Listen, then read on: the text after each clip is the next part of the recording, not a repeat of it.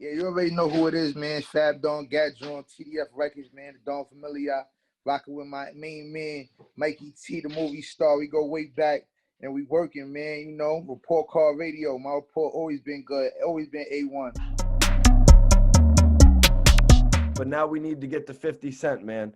Because Yeah. the next thing that I noticed is that 50 Cent has posted the Young Queens rappers on his Instagram, the Ops Prayer, man. Tell me about that. Oh yeah, that was big. That was in a moment of like going towards my incarceration, and that happened like spiral of the moment, and I was kind of caught off guard. But yeah, he posted us on the Instagram. You know, that was it. It got like 1 million views or whatever. Everybody was commenting on it. And what I could say about that moment that was special for me was due to 50 Cent's large audience commenting on the song. And, you know, not to take nothing away from my peers that was on the song with me or nothing, or sound like I'm throwing shade, but it's like, as far as a ratio, or I had to say a percentage, it's like 75% of the comments were focused in on me. You know, it's like, yo, who is that kid? Who is that kid? He's got it. He's got it. And they're like, they was all quoting my lines. So what that did for me was give me confirmation that I did have what it takes to be like the world will gravitate towards me, and they do want to hear me and they do want to see me. I just got to get more exposure like that, you know? So that's why that moment was so special for me. And obviously it was special because it's like, it's 50 Cent, who is a great and who paved the way in the rap career and from my neighborhood, 134 Guy Borough, Queens. So it's like, it was a big moment, and the timing was a little skeptical, but it happened, and I appreciate it. Salute the fifth. So before we get into the timing of all that, I want to ask you, man, what is that 50 Cent cosign like when you're from New York? It's I guess the first 2 minutes is unbelievable.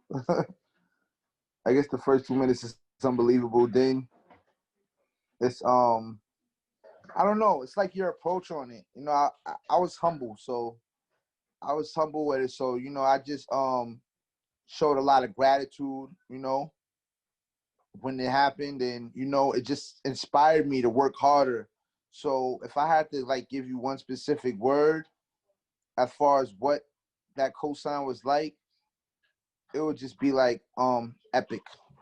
So let's talk about the days following 50 Cent posting the video on his IG. Did he end up calling you guys in for a meeting or anything like that? Yeah, we actually supposed to have a Thisis50 meeting, and I'm not sure what the topic of discussion would have been, but we was actually supposed to have a meeting, but you know, things went the way they did. It never happened. That was that. Things went the way they did. Did that have anything to do with did that have anything to do with some of the members getting arrested and you having to go in and face an incarceration? I don't have no specific answer or no honest answer for you. I hear you, man. But y'all did go back to work, and y'all came out with the 5 verses of death. What prompted y'all to get back in? You, Troy, Snina, Trigger, and Lynx. Honestly, I know I was going away for a period of time, and I wanted to get the other guys rolling. So it was like more or less a marketing strategy on my end to, like, you know, give them something to keep things alive and go afloat with, and that was that. So that's what like really the situation was with those records. I got to ask you, how did it feel rocking with Chaz, you know, when you were actually from 50's hood? I felt like I was stuck in the middle.